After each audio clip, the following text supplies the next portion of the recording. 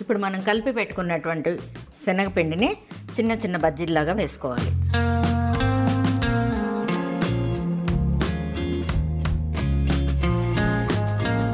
ఈ శనగపిండి ప్రోటీన్ కనుక, మజ్జిగలో ఫైబర్ ఉంటుంది, ప్రోబయోటిక్స్ ఉంటాయి. మనం తీసుకున్న పచ్చిమిర్చి సి విటమిన్ అన్ని విధాలు కూడా ఈ మజ్జిగ చారు ఆరోగ్యంగా ఉంటుంది.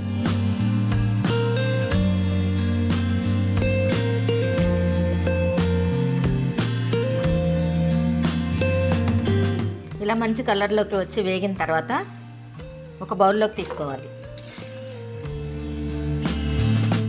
ఇవి వేడివేడిగా మజ్జిగ చారులో వేయకూడదు, చారు మజ్జిగ విరిగిపోయినట్టు అవుతుంది.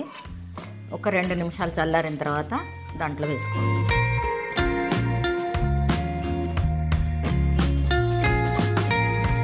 పోపు చల్లారిపోయింది.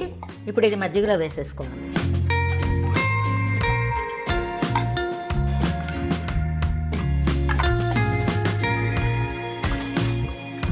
ఒకసారి అంతా మంచిగా కలుపుకొని మనం ఇప్పుడు చేసి పెట్టుకున్నటువంటి బజ్జీలను దీంట్లో వేసుకోవాలి.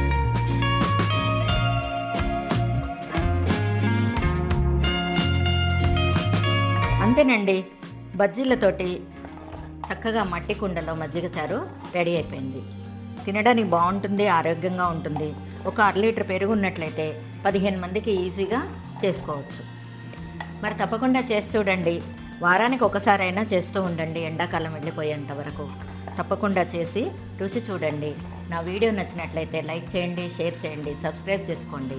సబ్స్క్రైబ్ చేసినట్లయితే బెల్ ఐకాన్ క్లిక్ చేసినట్లయితే నా వీడియోస్ అన్నీ మీకు వెంటనే వస్తాయి.